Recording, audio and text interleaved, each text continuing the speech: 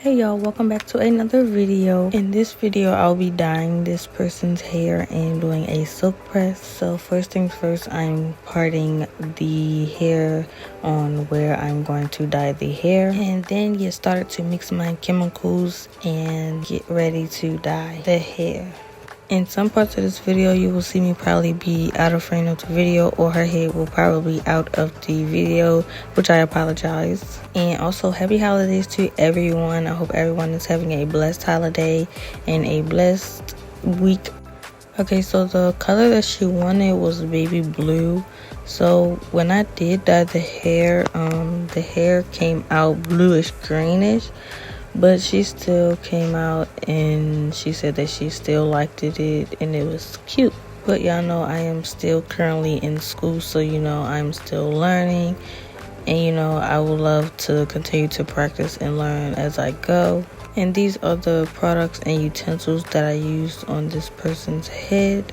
And this is right after I done mixed the chemicals together. Please make sure that your dye is not too thick or too runny. Make sure that it is not too runny because it can get all over the client's skin and you do not want to burn your client. And make sure that your dye is not too thick because you could be putting on this dye on your client's hair, and you could also have some parts of your dye that is not even mixed well into the liquid and will still have powder in between. But when you are dyeing a person's hair, make sure you do not dye in all one section. Make sure you part into sections to make sure that the dye gets into every strand of hair. And the longer you leave the dye on your hair, the lighter the color will be.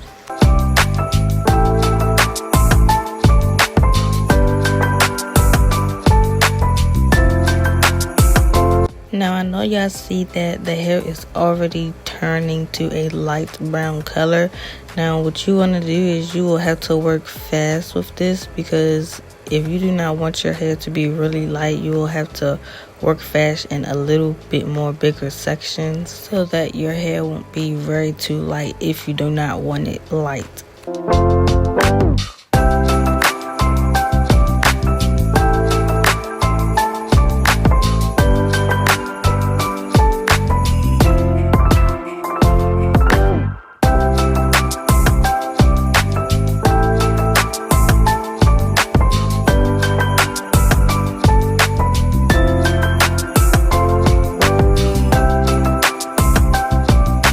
So in this part, I did not section the hair. I really had to work fast because I just knew that once I did that small part, it was going to be really light and lighter than the upper section. So I had to work fast with the top. And when you are dyeing close to the black hair, make sure you do not get any on the other side of the hair, because you are not dyeing that part. You're just dyeing the part that you have sectioned away from the top part of the hair. Just a quick tip on when you are dyeing a client hair, you want to make sure that you are not putting the chemical anywhere over on the forehead or lower the forehead or anywhere else, because it can burn the client's skin. So you will need to be really careful on where you put your chemical. It can only go on the hair, nowhere else. Now if you ever choose to dye your eyebrows, of course you will feel the burn, because that's somewhere that it really does not belong. It only belongs on the hair, a part of your scalp. But if you ever do choose to dye your eyebrows, you will feel the burn, but it will only last a couple of hours. But if it lasts longer than a couple hours, then you will need to go to the ER.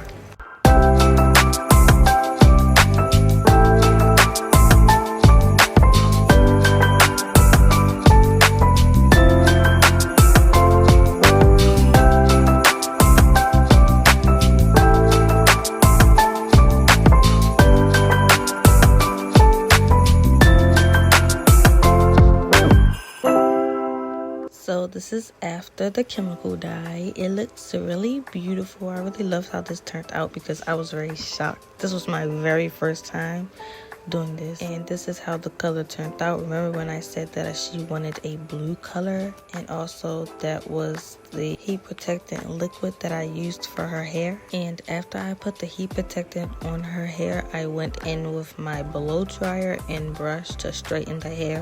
When you are getting ready to blow dry, you're going to part your hair into 4 sections to make it very faster. And the piece on my blow dryer that I'm using is called a concentrator. It helps the hair go into one direction and makes the hair straight. And also let me know down in the comments if you guys want to see more videos of this, or familiar videos, or hair videos in general, because I love doing videos like this, and I know a lot of people like to see videos like this and or how to do a silk press or any other hairstyle. But definitely let me know down in the comments.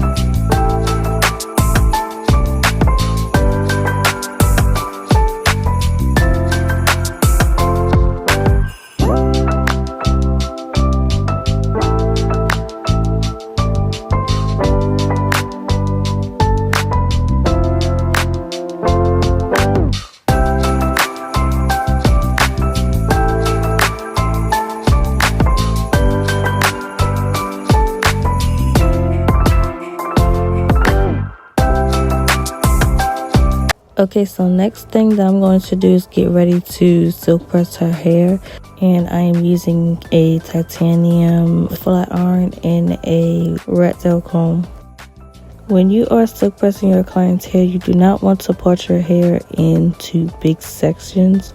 You want to part your hair into smaller sections, because if you do a big section, your hair will not come out silky. If you do a smaller section, your hair will come out silky. So keep that in mind when you are silk pressing anyone's hair. And also when you are silk pressing your client's hair, you do not want to flat iron the client's hair more than twice, because it will burn the hair. And when you are silk pressing, you do not want to constantly keep on putting your rat tail comb down The flat iron is okay to put down, but the rat tail comb, you want to constantly keep that in your hand because you do not want to do a lot of back and forth.